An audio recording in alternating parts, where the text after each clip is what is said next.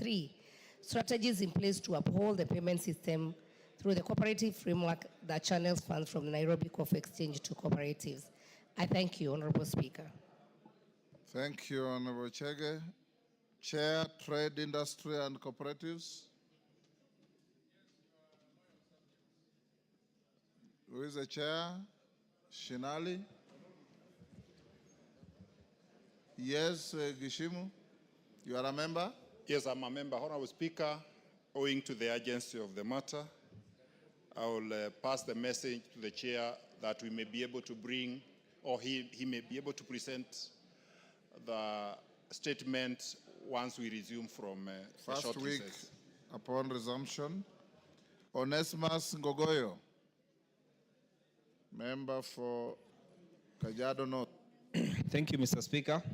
Honorable Speaker, pursuant to the provision of Standing Order 44-2C, I rise to request for a statement from the chairperson of the Departmental Committee on Transport and Infrastructure regarding the delayed compensation by Kenya Railway for land owners affected by the construction of the standard gauge railway from Nairobi Suswa. Honorable Speaker, the extension of the standard gauge railway from Nairobi to Suswa was a welcome move by the government through the Kenya Railway, and it will further ease movement of persons and goods from the interior of the country to the projected interior of the country, and further ease movement of goods and persons from the interior of the country. The project necessitated acquisition of land in various areas, parcels of land around kilometer 33 overpass bridge along Kangawa Road, located in Mbulbul sublocation in Mbulbul location in Kajiado North constituency, were acquired to pave way for the railway. However, 8 years down the line, the affected residents are either still waiting gazettement of parcels of land for award and compensation, and are yet to receive compensation of their land. Owners of parcels number Ngongong 103-271, 103-272, 103-273, and 103-274 are yet to have their parcels gazetted for compensation. Parcels number Ngongong 105-603 and 105-604 are undergoing gazettement. Parcels number Ngongong 41953, 41954, and 1515 have been gazetted and are awaiting awards, while parcels number Ngongong 346, 5441, 11935, 11936, 11937, 11938, 11268, and 8619 have been gazetted and awarded funds, but not yet received their compensation to date. The residents, a number of them do not have access to power and water in the area due to the interruption occasioned by this project.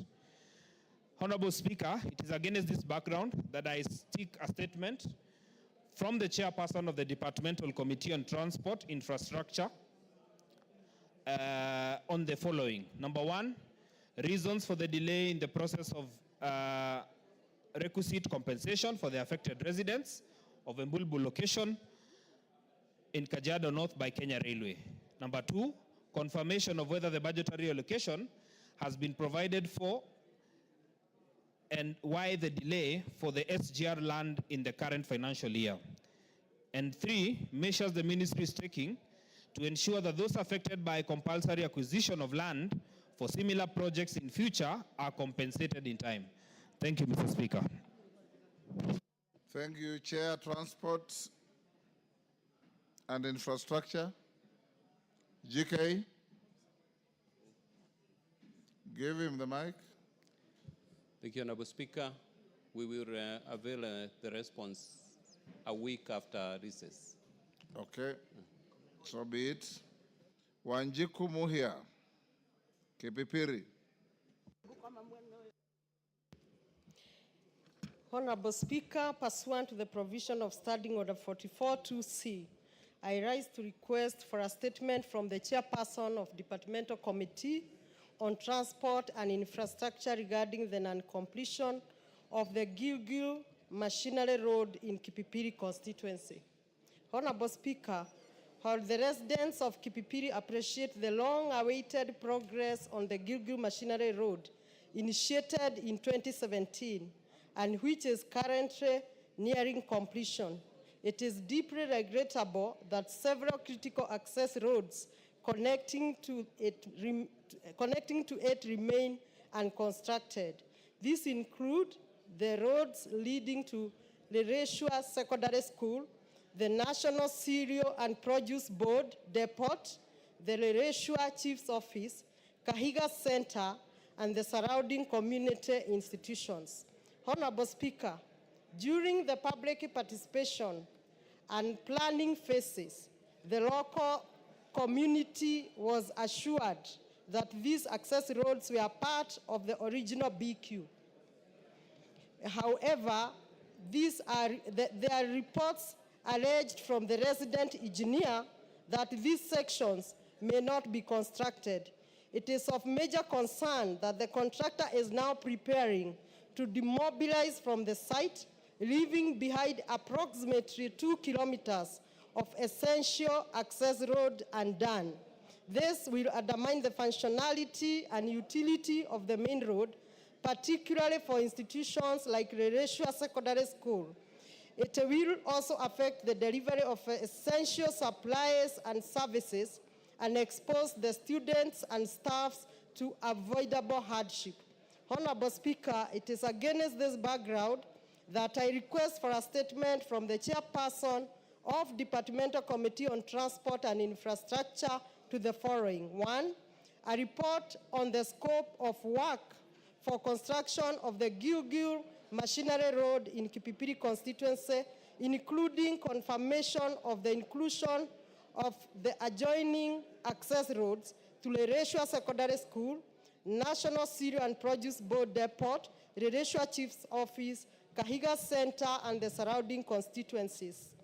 Justification for the deviation from the original scope of work and the exclusion of this access road, despite earlier commitment to the incorporate them in the scope of the work. A concrete plan and timeline by the ministry to ensure that the unconstructed access roads originally committed to be done or are fully constructed. And finally, steps being taken by the ministry to ensure that all constituencies receive equal treatment in infrastructural development. I thank you, Honorable Speaker. GK. A week after recess, Honorable Speaker. So be it. Responses. Chair Education is in the House. Honorable Meli was here. Where is he?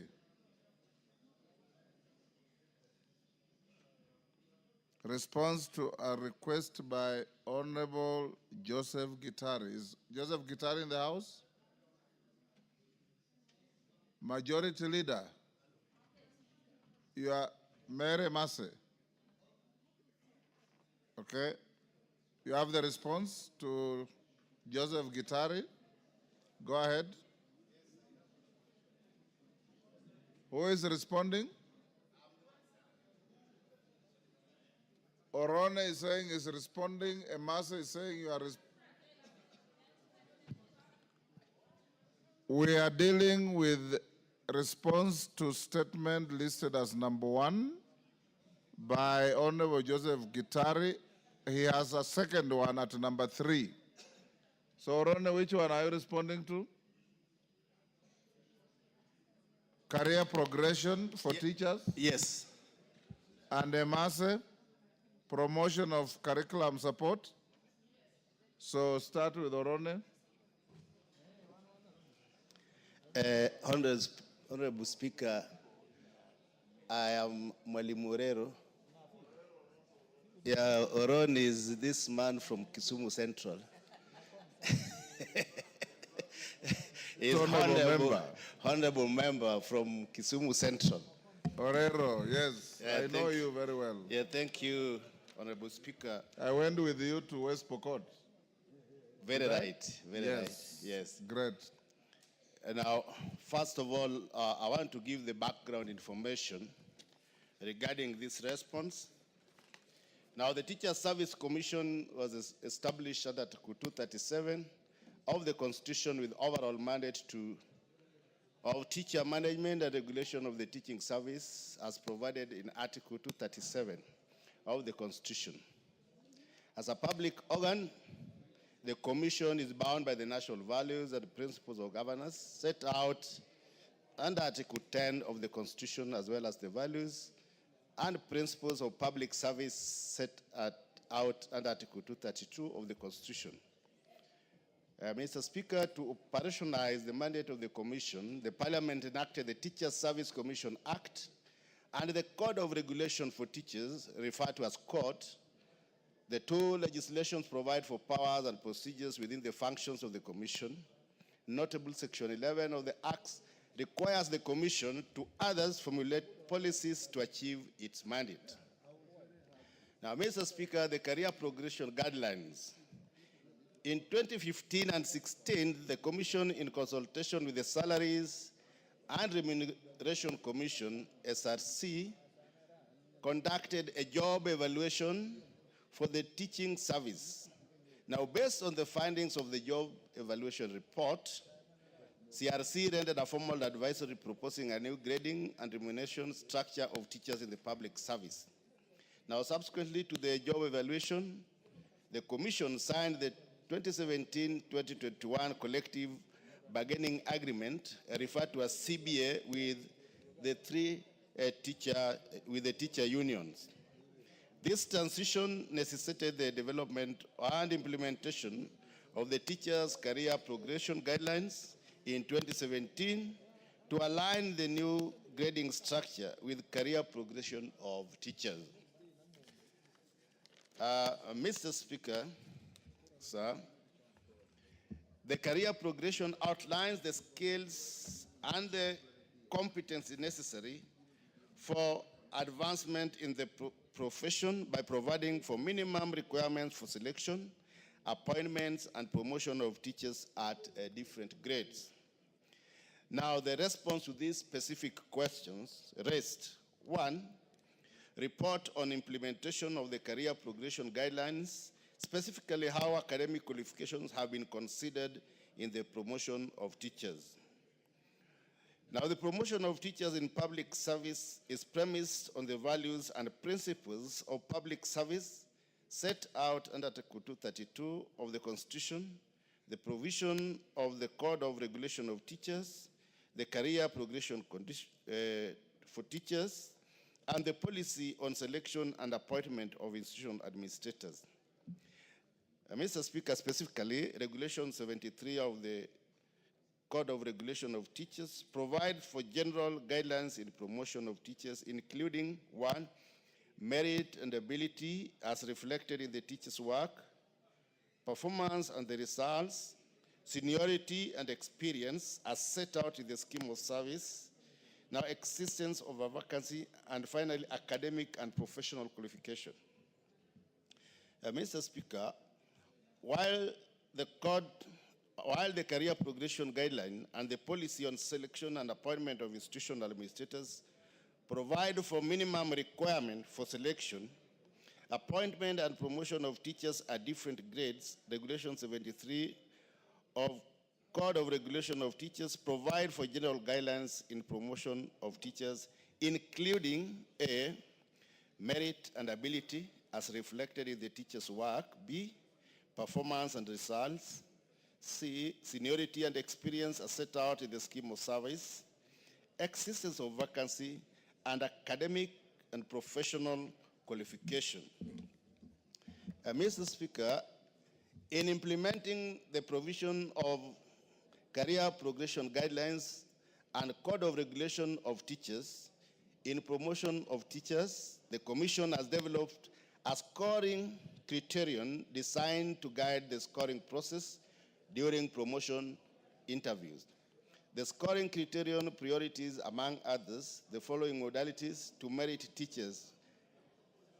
A, academic qualification. Orero, too long. Can you paraphrase? Okay. And accordingly, academic qualification are considered as one of the modalities in promotion. Now, a report on number of teachers. The table below that is given here shows how teachers have been promoted from 2017 to 2023, as summarized below. And the measures that the Teacher Service Commission has put in place, noting the current shortage of JSS teachers, one or two of those is during promotion, priority teachers who have stagnated longer by awarding them higher scores, and other listed below to address this junior secondary school commission. Now, accordingly, the Teacher Service Commission have recruited over 76,000 teachers as of now. Now, the strategies of Teacher Service Commission which has been put in place include, among other things, assigning higher scores to teachers with advanced academic record, and also noting the qualification of the promoting system. Mr. Speaker, the Commission remains committed to a transparent and merit-based promotion system that motivates teachers and enhances service delivery. Annual budgeting for promotion and recognition of academic qualification are key steps toward ensuring career progression of all teachers. Thank you, Mr. Speaker, and that is the end of the reply. Thank you, Mr. Speaker. Thank you, Honorable Gitari. Before you seek clarification, allow me, order members, allow me to acknowledge in the Speaker's Gallery M.M. Shah Academy from Muvita, Mombasa, Moringa Primary School from Bahati, Nakuru, Bethel Junior Academy from Keseswa, Singishu, and in the public gallery, Hill School Primary School, Eldoret, from Keses, Wasingishu. On my behalf and on behalf of the House, we welcome the students, their teachers, and those accompanying them to the House of Parliament. Gitari. Thank you, Mr. Speaker, and thank you for Wanjala that. and your neighbor, why are you shaking your hands? You are out of order. When we mention schools, you thumb like that. That is how to welcome students. This is not a bus park. Gitari. Thank you, Mr. Speaker, for that response. Mr. Speaker, I think I might need to take time and look at the response, because now we've not gone the entire hog, because I've not even seen the table that was alluded for. Maybe if I have other issues, I can follow up with the committee so that they can do any clarification. So for now, I would wish that matter less there. Orero, did you hear what he said? Let him repeat. I'm not okay. Honorable Gitari, Yes. Orero did not hear you. Mr. Speaker, I've said that I'm happy with the response, but I might need to interrogate because I don't have the response, because like there is a table of the number of teachers. Huh? Yes. Have a look at it and then you can prosecute further before the committee. Yes, I can follow up with the committee in case of any other clarification. Thank you. I thank you. A response to Honorable Abdul Haro. Education. Is it Orero or Emase? Honorable Mary Emase, do you have a response to Honorable Haro? Honorable Speaker, is for Honorable Gitari again on promotions. It's the No, one I have. Gitari will come after Abdul Haro. Education. Orero, do you have the answer?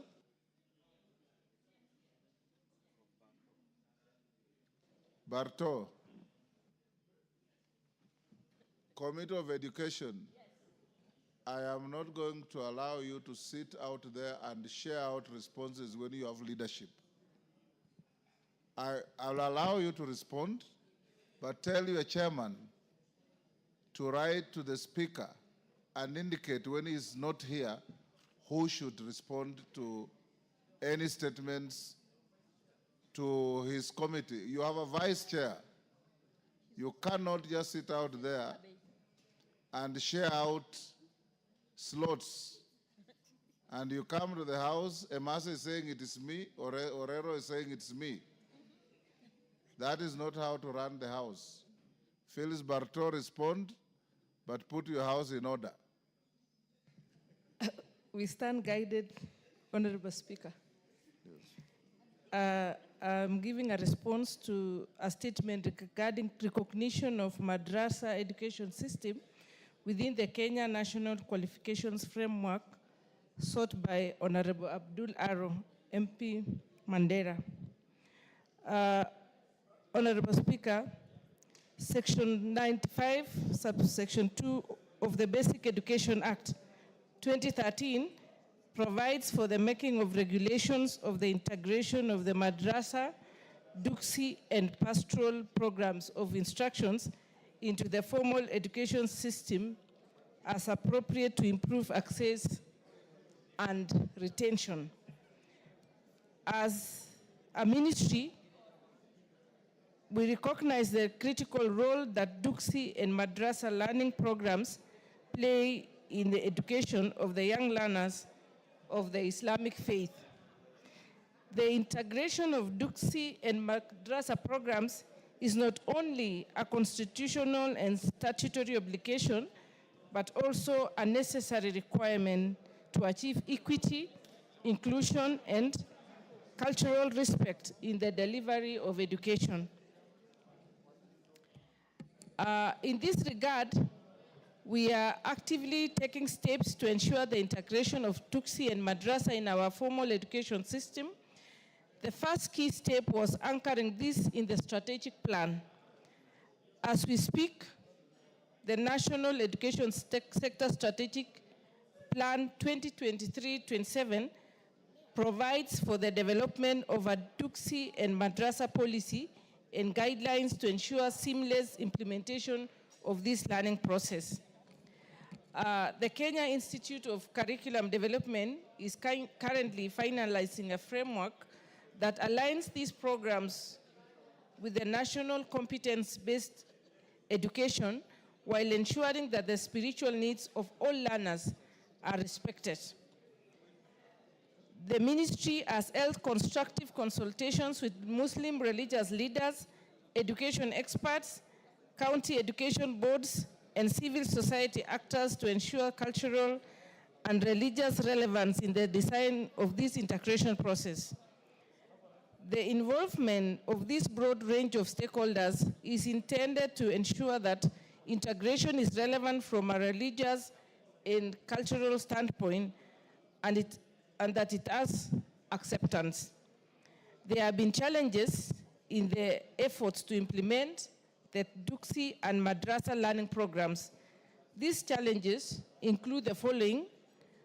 A, the absence of a standardized curriculum, since religious learning curricula in duksi and madrasa schools vary widely in content, methodology, and language, which complicates the harmonization with the national curriculum. Many duksi and madrasa instructors have not undergone formal teacher training recognized by Teacher Service Commission. This limits their eligibility for deployment in public schools due to lack of certified religious educators. And most duksi and madrasa institutions operate informally and lack adequate facilities for the integration within formal school settings, particularly in ASAL counties like Mandera, Wajir, and Garissa. However, the ministry is working with the stakeholders to address these challenges and to set the stage for the integration within the formal school settings,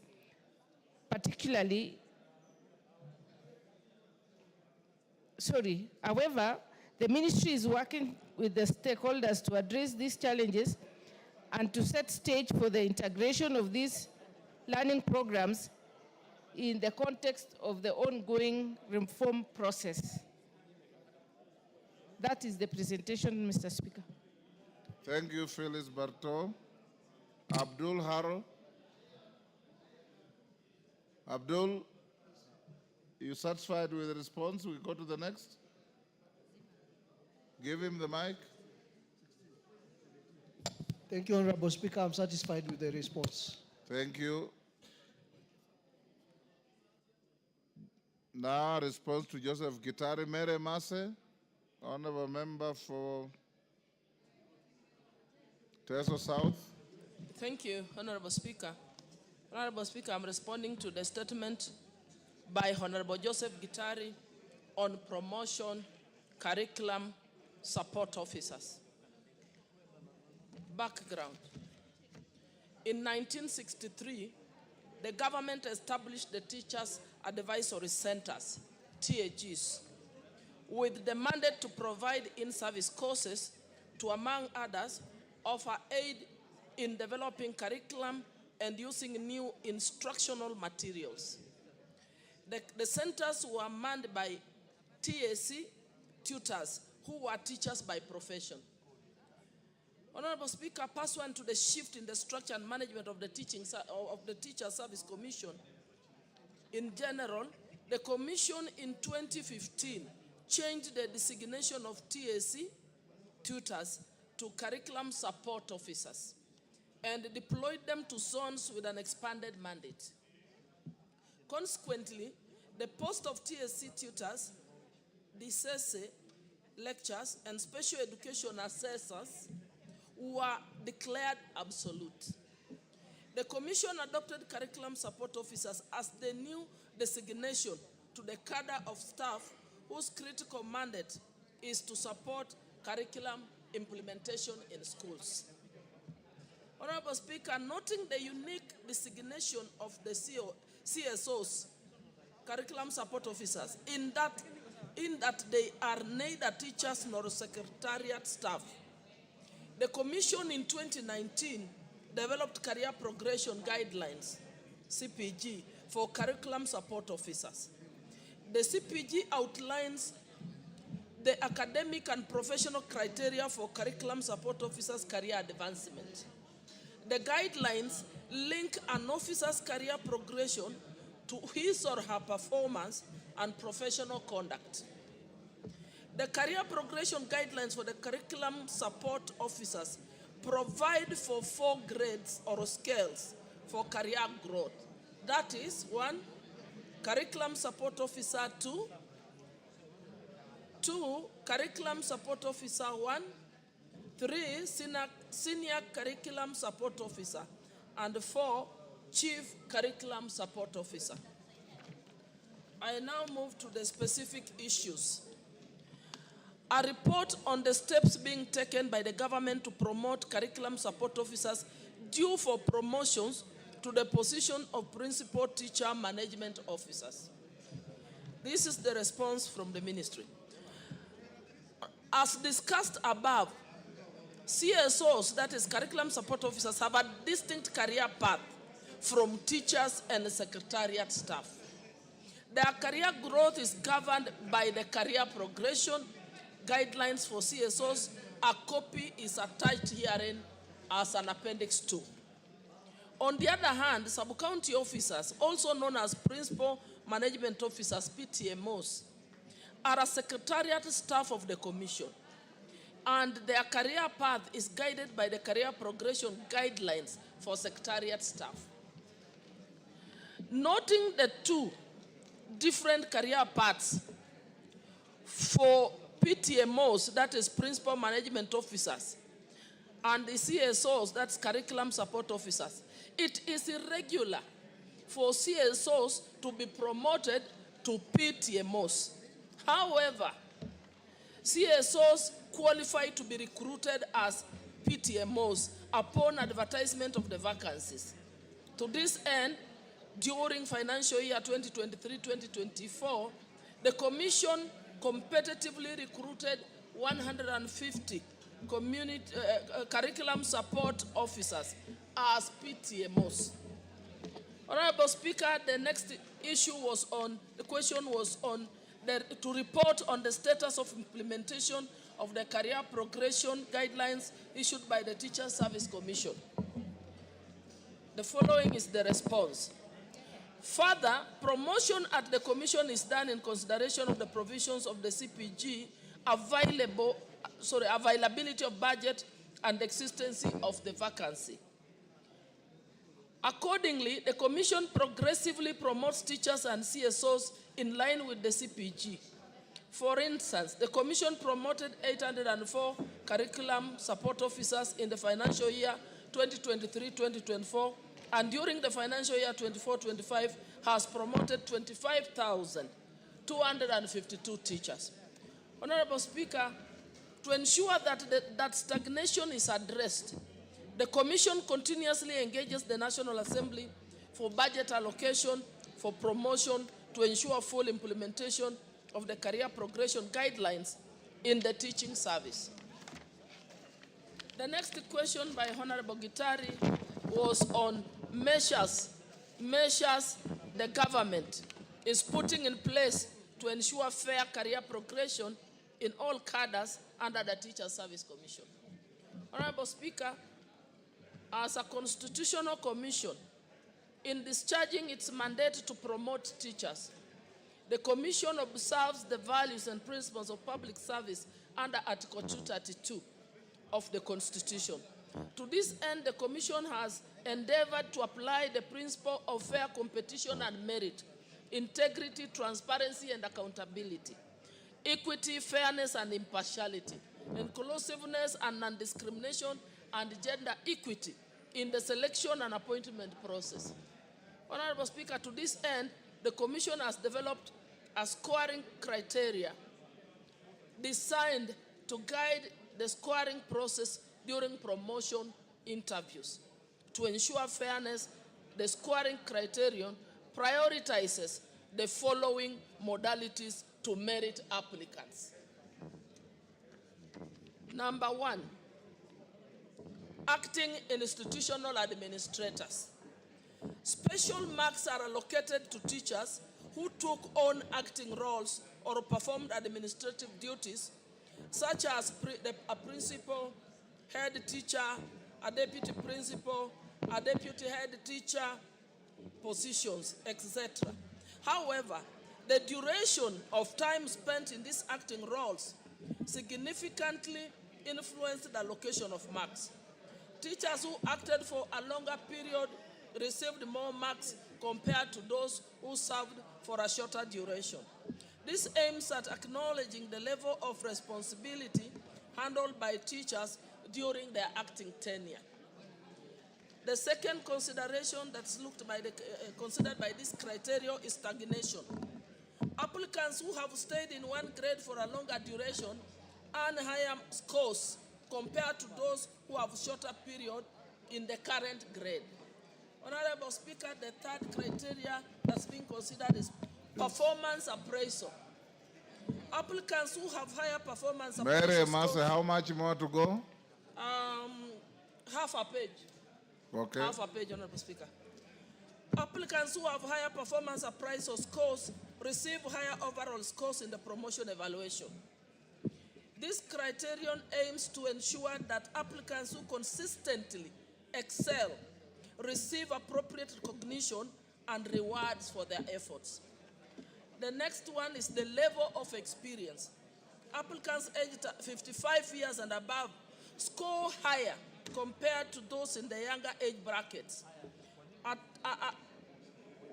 tiered approach is employed to differentiate scores based on age ranges. For instance, applicants between the age of 50 to 54 years received lower scores compared to those aged between age 55 years and above, but higher scores compared to those in the bracket of 45 to 49 years age group.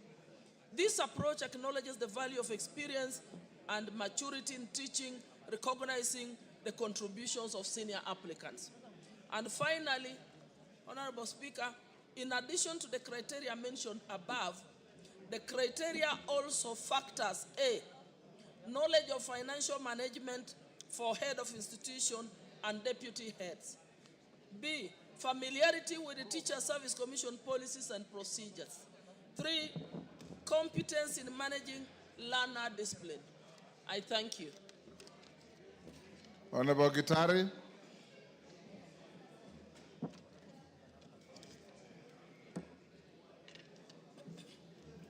Thank you, Mr. Speaker. Mr. Speaker, as per the response, the TSC is keen on career progression for CSOs. Could we be informed the reason as to why TSC excluded CSOs from senior school CB Litouring if it has put any remedy on career progression? Mary Masse, do you have the competence to answer that? Honorable Speaker, I won't answer. I'll have to take the question to the committee and then we seek further clarifications. I think what we do, Honorable Gitari, you can prosecute your supplementaries before the committee so that they can be able to give you satisfactory response. Well guided, Mr. Speaker. Thank you, thank you. Transport and infrastructure. Response to a request by Honorable Patrick Munene.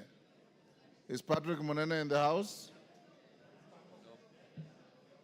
Is Honorable Patrick Munene in the house? He's not. Honorable GK will skip that. John Kagusha. GK. Order that Kamukunji should be disbanded.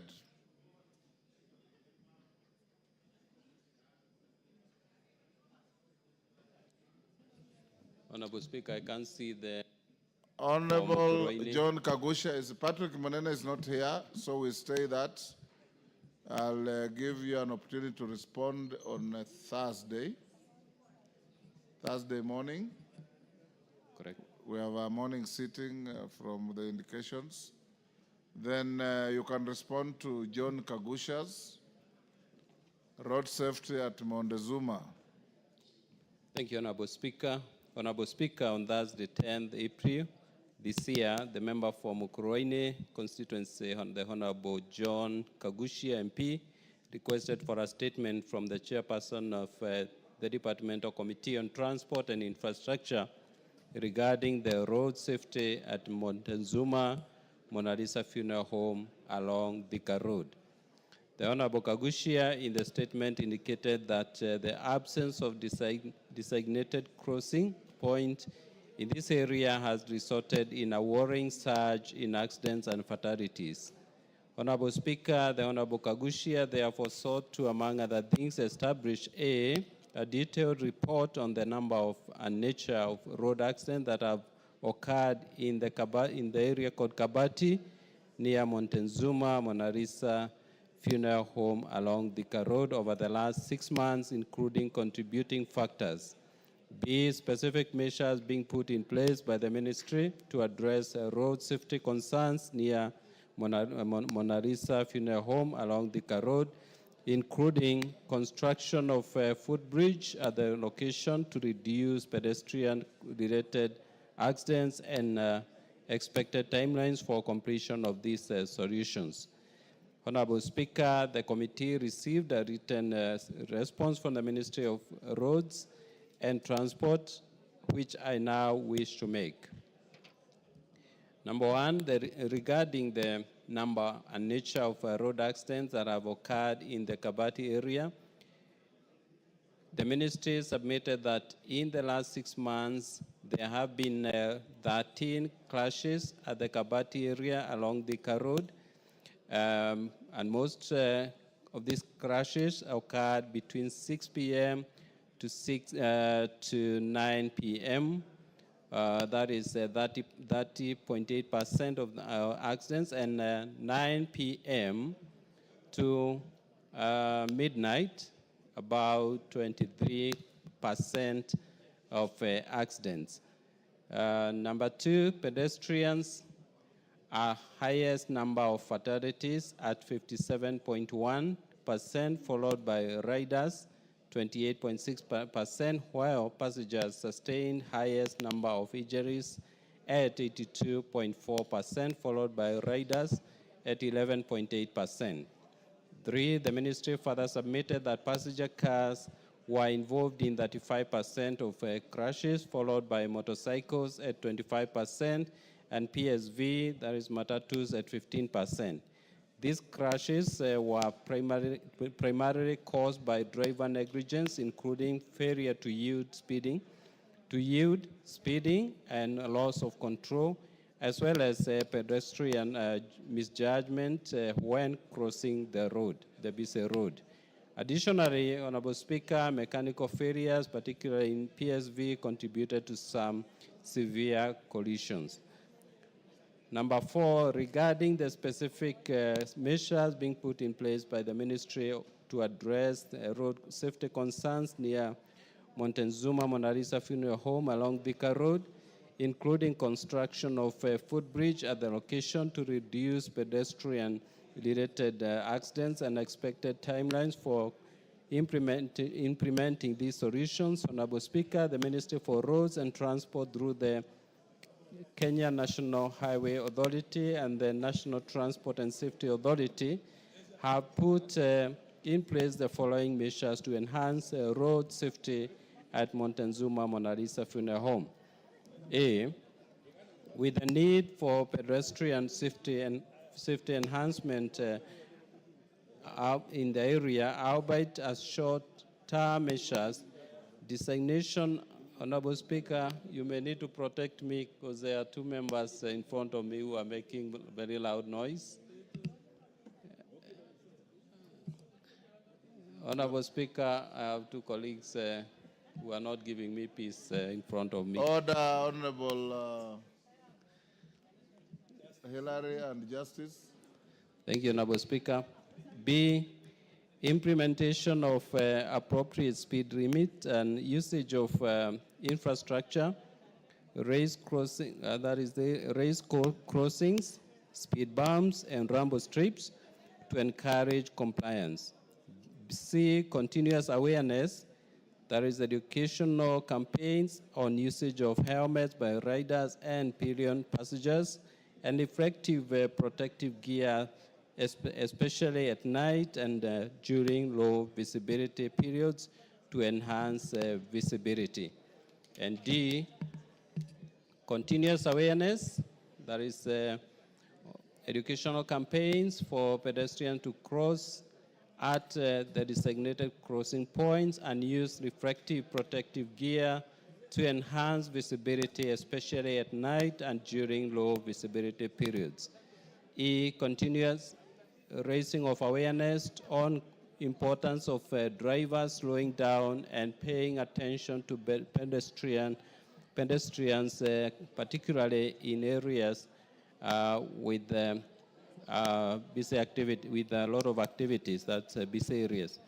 F, vehicle owners to continuously maintain their vehicles pursuant to legal requirements of Cap 403 of the Traffic Act. G, introduction of vehicle telematic systems under the draft Commercial Vehicle Operational Regulations 2025, as real-time monitoring can be used to alert drivers of unsafe driving conditions and behavior, ultimately reducing accidents and promoting safer driving practices. H, continuously liaise with the county governments to install street lighting at the appropriate locations, especially in areas where visibility is limited. Honorable Speaker, thank you, and I submit. Kagusha. Thank you, Honorable Speaker. I want to appreciate the response even though the response has come rather late after raising it back in April. Honorable Speaker, what you will notice is that from the steps that Ministry or Kenha proposes to take, none of those proposals give any meaningful solution to the problem that we have there. Honorable Speaker, for us to be able to solve this problem, what we require is a footbridge. But when you look at the responses that we are getting now, Kenha and Ministry is proposing to enhance awareness for pedestrians to observe the pedestrian crossing points. Honorable Speaker, where we have this Mona Lisa morgue, we do not have any designated pedestrian crossing lane anywhere. And so when Kenha proposes that it is going to be enlightening and creating awareness to pedestrians to observe the crossing points, Honorable Speaker, I am at a loss, because then I do not understand which crossing point is this that Kenha is referring to, unless Kenha is responding to this statement without having gone to the ground to check.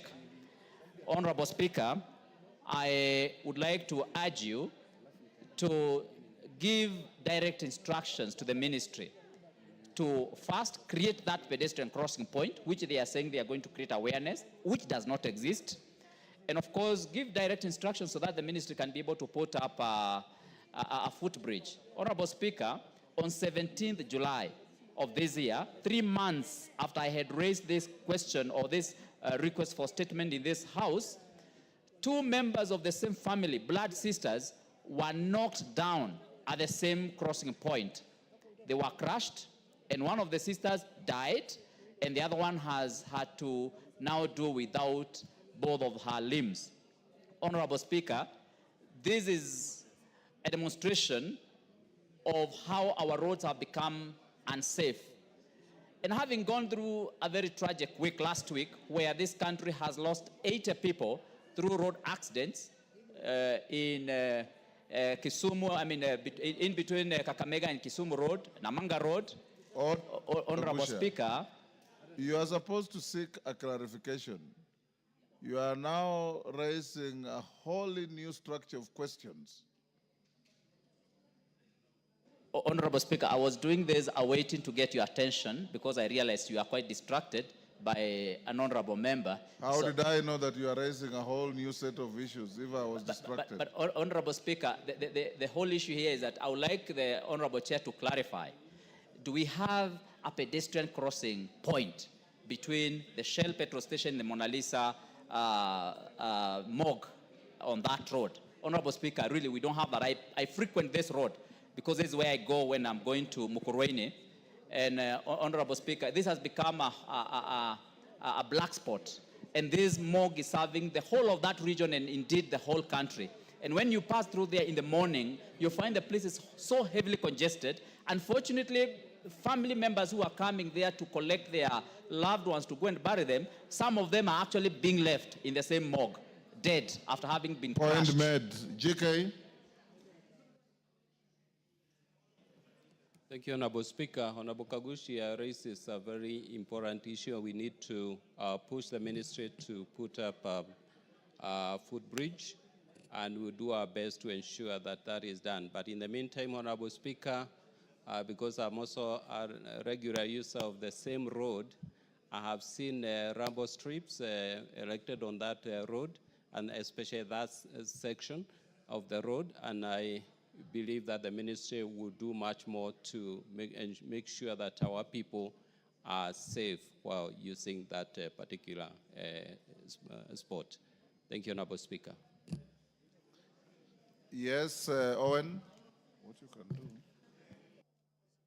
Honorable Speaker, so that I may inform the Honorable Kagushia, Honorable Kagushia, you know that money appropriations are done in this House. And as a very active member of Parliament, when the supplementary budget comes here, please let's hear your voice on the same, so that we can appropriate money to put the bridge, Honorable Speaker. Other than, taking that backseat of trying to criticize and all that, be more proactive. Bring a motion to amend the budget so that the people of where you come from, Honorable Speaker, can see that you are doing He something. is on a point of Honorable order. Let Speaker. him finish. So, Honorable Kagusha, please use the vote, the power of the vote, to change the budget, put money so that the work is done, so that you are seen to be doing something. Otherwise, your people will know that you're just here to ask questions and criticize and do nothing. Yes, Kagusha, what is your issue?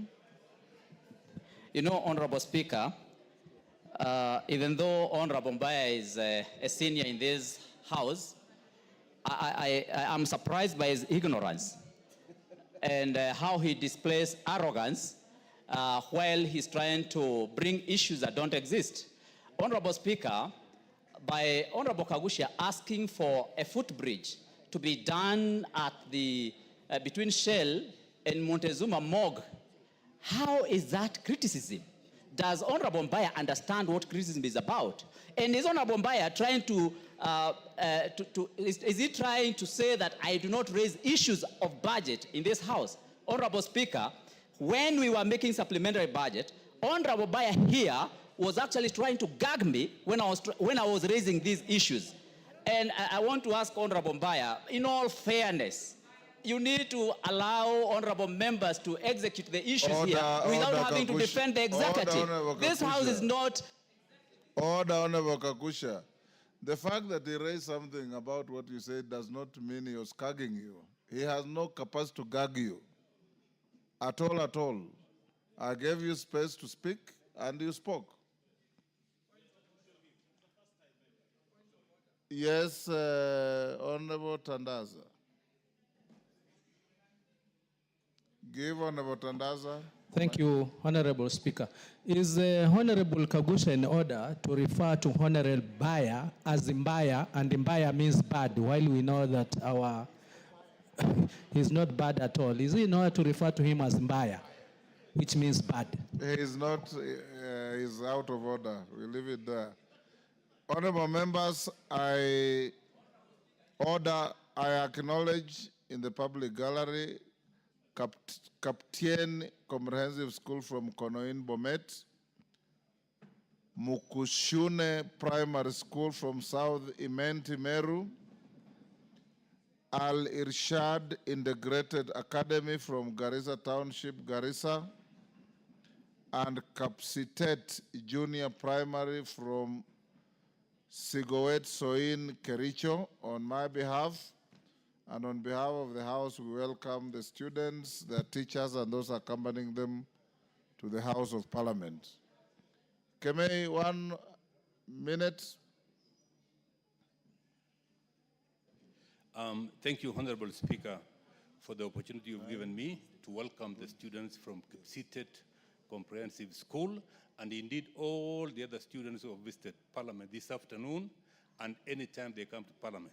Mr. Speaker, Kipsitet Primary is one of the best performing primary schools in the constituency, and the last edition of the Kericho County Cross Country Championships, they helped us host the championship, and they saw the world beaters who took part in the cross country, including Ferguson Rotich and Faith Cherotich, who is the fourth best in the world in the distance of 3,000 meter steeplechase. I want to encourage them that as they work hard, they also venture into sports. Thank you, Mr. Speaker, and I thank you. Thank you, honorable members. Next order.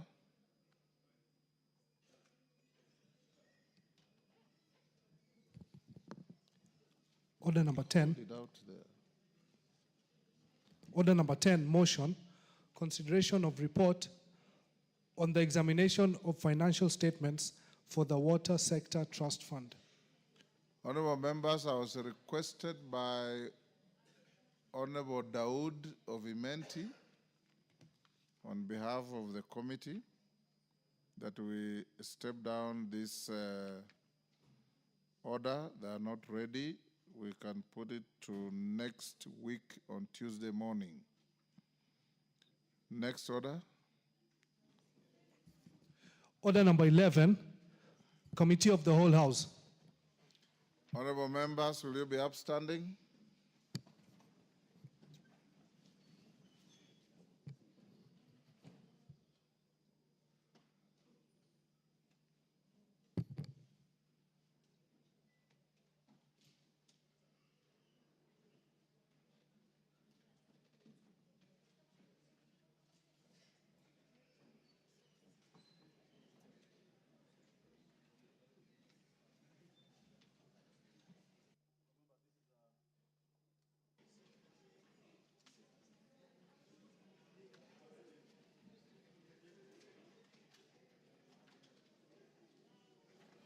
Order. Remember, this is a very short committee.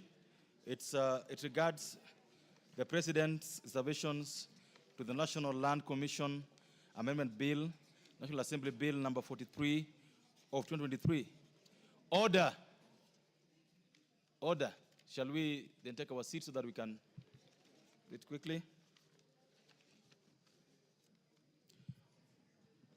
Members, as you may be aware, the procedure for handling the President's reservations.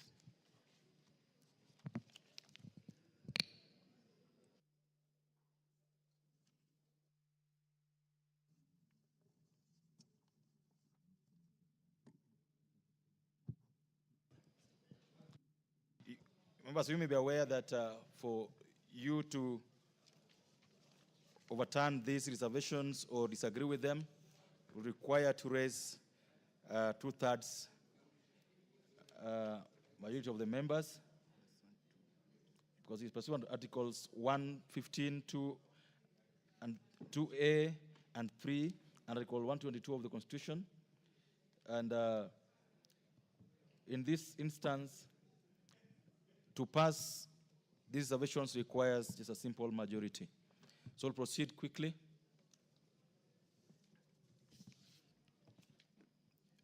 President's reservation to clause 2. I propose the question, members, that the President's recommendations to clause 2 be considered.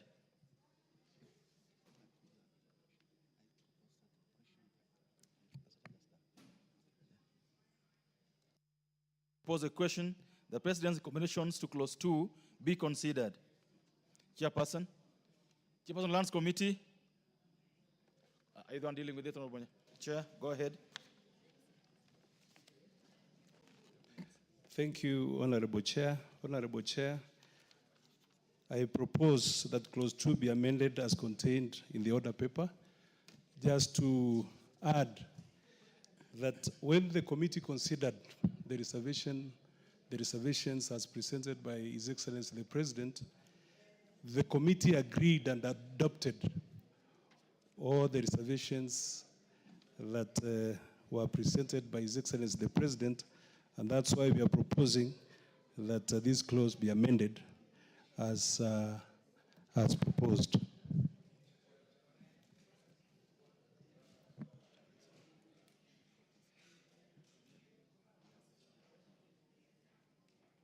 Members, I propose a question that clause 2 be amended as recommended by the Excellency the President. Go ahead.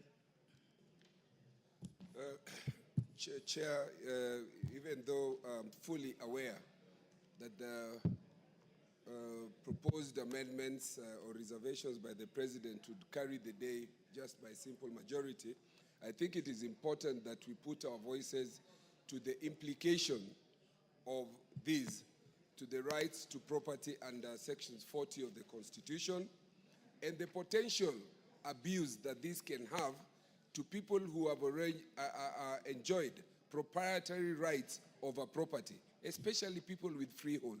I think it is important that we consider the implication that this would also have on the economy itself, the banking industry where titles are held as security and collateral, and therefore, this amendment, the fact that we cannot raise 2/3, I think this House must be very cognizant of the implication that this would have to proprietary rights and to the economy and the industries. I would oppose it. Thank you. Member for Loima, you want to speak to this? All members, I therefore put the question that clause 2 be amended as recommended by the President. Will last minute opinion say aye? Will last minute opinion say nay? The ayes have it. All members, it therefore goes without saying that the President's reservations and recommendations to clause 2 are carried. President's reservation to clause 3. Members, I propose a question that the President's recommendation to clause 3 be now considered. Chairman, Lands Committee. Thank you, Honorable Chair. I propose that clause 3. You beg to move that? I move that the clause 3 be amended as contained in the order paper. Chair, what we have is just about clarity and aligning the clause to the Constitution. So when the committee considered this, again, we adopted because it was just giving sanity and cleaning that particular clause. There was nothing major, including even clause 2. Clause 2 was talking about the limit, the 5-year limit. So it didn't have a lot of implications, and we were even proposing that once we are done with these amendments, we can still revisit and see whether we are able to give that extension. There is provision within the clause that if NLC so feels that they need an extension of the same, then we should be able to do that. I move. Thank you. Members, I now propose a question that clause 3, be amended as recommended by the Executive of the President. There's no contribution on this. All members, I therefore put the question that clause 3 be amended as recommended by His Excellency the President. Will as another opinion say aye? Will as another opinion say nay? The ayes have it, with the result that the President's recommendation for the amendment of clause 3 of this bill is carried.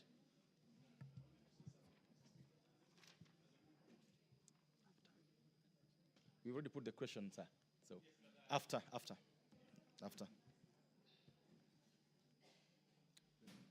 Not now. You're gonna get a chance in the coming. So the mover, Honorable Nyamoko, you have to move for reporting the whole House. I'm sure you have the Honorable Chairperson, I beg to move that the committee do report to the House its consideration. Obaya, are you not the mover of this bill? No, it's because you called me. Because Honorable Nyamoko is just the chair of Lands Committee. Yes. But this bill was moved by you, not so? Yes. So this is your opportunity to move for reporting. That's okay. Thank you, Honorable Speaker. Honorable Speaker, Chairman, Honorable Chair, I want to, say, let me move fast, then I say. Let me move fast. Let me move, yeah?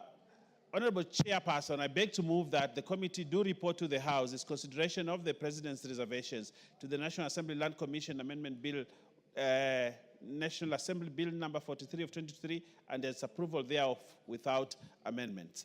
Honorable Speaker, Honorable Chair, while we know the limitations we have as Parliament when dealing with presidential reservation, we respect that because it is constitutional, Honorable Speaker.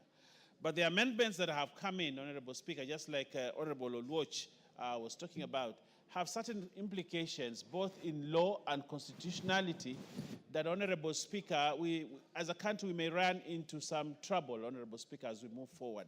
While some of the amendments provide clarity and they're very good. For example, the amendment, Honorable Speaker, on the issue of publishing in the Gazette notice, which I agree, or the amendment on a person may register determination, because the National Lands Commission has had that problem, that a determination is done and then no action is taken because NLC will say, no, we need a court order on the same. But now we are providing clarity, and I thank the team that worked on this to say now, when a determination is done by National Lands Commission, the beneficiary of that determination can now go to court and register that determination, which I think is an improvement. Thank you, Major. Because for many times, you see, National Lands Commission determinations have been ignored, but this registering it gives it force of law, which is very important. Honorable Chair, again, the Commission... You know very well, the Honorable I understand, but order. Allow me some latitude. This is not the stage to do that. Okay. You know that very well. So I beg to move, Honorable Speaker, thank you. That we do reporting to the House. Thank you. Thank you. Members, I now put the question, which is that the committee to report to the House its consideration of the President's reservations, the National Land Commission Amendment Bill, National Assembly Bill number 43 of 2023 and its approval thereof without amendments. Will as many of the opinion say aye? Will as many of the opinion say nay? Ayes have it.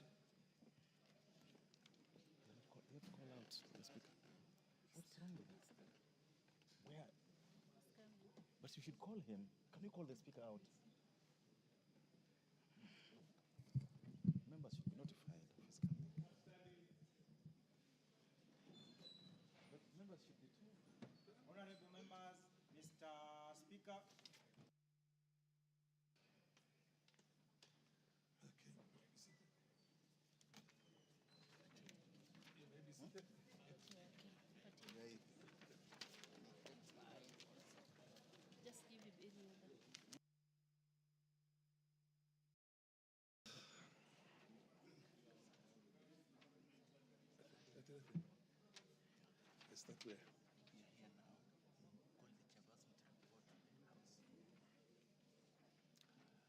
I call upon the chairperson to report to the House.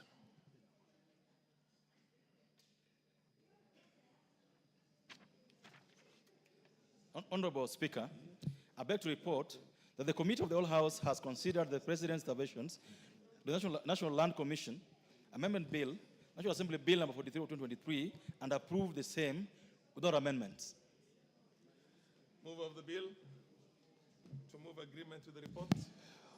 Honorable Speaker, I beg to move that the House do agree with the committee in the said report. I will also ask the chairperson of lands to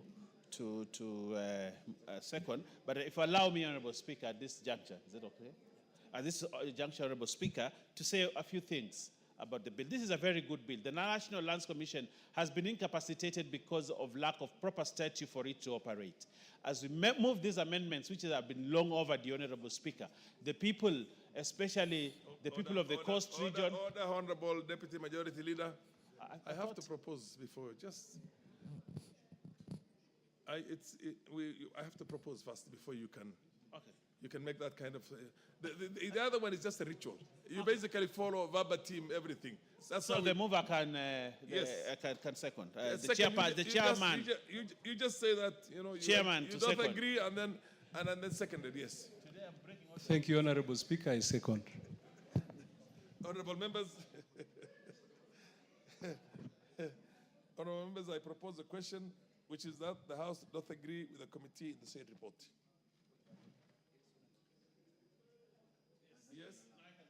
Honorable Speaker. Yes, you are allowed now. Yes. So, Honorable Speaker, like I was saying, this is a very important piece of legislation, Honorable Speaker, that will give power to the National Lands Commission now to start reviewing grants which had been halted because of the expiry of the period of 5 years.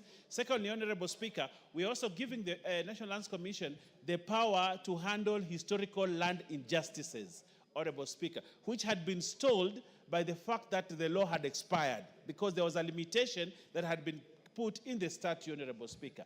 And therefore, Mr. Speaker, I want to urge the National Lands Commission, as we give them this power to do their work, there has been cold feet around giving National Lands Commission power because sometimes they override the power and put in some injustices, Honorable Speaker, as they handle injustices, Honorable Speaker. So I want to ask them to start work.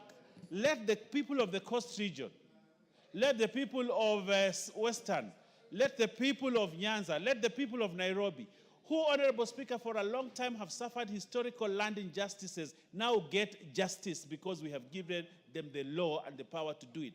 But, Honorable Speaker, I will feel very bad as a mover of this bill and as initiator of this process that they sit on the powers and do nothing until the time lapses again, Honorable Speaker. We want them to move with speed. And I want to ask the chairperson here, a very good man, who deserves another term in this parliament. He has served his people very well, the Honorable Nyamoko. He's done very well. And he's served the Committee of Lands in this House very well. And my brother, you deserve another term. And I'll ask the people of your constituency, Kuria, to ensure, North Mugirango, to ensure that they re-elect you because of the work you have done, to give them power, Honorable Speaker, for historical land injustices to be had. But, Honorable Speaker, as we do this, we would like your committee, Honorable Speaker, to chair, to give them more money more resources. The fact that they have the power and the statute and the law on their side, Honorable Speaker, without funds, without money, they will do nothing. So many times the National Lands Commission is underfunded. And if it is underfunded, Honorable Speaker... Order, somebody's on a point of order. What's your order? What's Yes. your point of order? Thank you, Mr. Chairman. The MP for Isiolo South. Yes. Yes, the deputy majority leader mentioned the coast region and any other parts concerning historical injustices. Historical injustices covers even our part. In the northern part of the country, including Isiolo, is also covered. Please mention even Isiolo. Okay, Honorable Speaker, and I want to ask that there are people to hear you because you are a very good representative. You have to remind, actually what you've done, Honorable Speaker, this member of parliament for Isiolo will get another term because he is very concerned about his people. I want to say, Honorable Speaker, the people of Northeastern have suffered historical land injustices. Northern Kenya. Northern Kenya have suffered historical land injustices for many years. They have lived without titles. They have lived on land that other people claim is their land, Honorable Speaker. And they deserve justice. And that's why the Constitution of Kenya put two important things in that Constitution. One, that historical land injustices be reviewed, Honorable Speaker, and also they put the Equalization Fund so that the region of Northern Kenya, Honorable Speaker, can be at par with the other regions, Honorable Speaker. And if, Honorable Speaker, we do not handle the issue of land injustices, there is no way even Equalization Fund can bring equality. Land ownership and land tenure system, Honorable Speaker, is what we require first for us to advance our societies, our communities. And the people, of course, the people of Kilifi, the people of Kwale, the people of the northern Kenya can never take off as giants in the economic matters, Honorable Speaker, if they do not get land back. We fought for independence on this country for three things, Honorable Speaker: to get economic independence, to get political independence, but also to get back our lands, Honorable. That's why the war independence was important. But some regions, Honorable Speaker, got two things, got one thing only: political independence. But they have been denied economic independence and they've been denied their land. This law, Honorable Speaker, and I'm very passionate about this, is a precursor, is one big step towards ensuring that the reasons why we fought for independence in this country is achieved.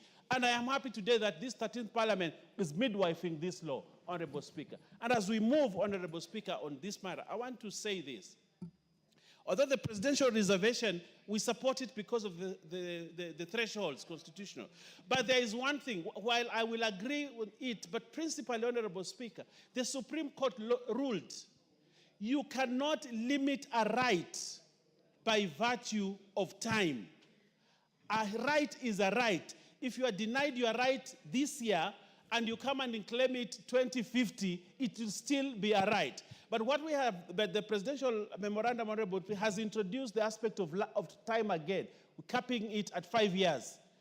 So if something was done to me and I come to realize this was an injustice 10 years from now, what do we do?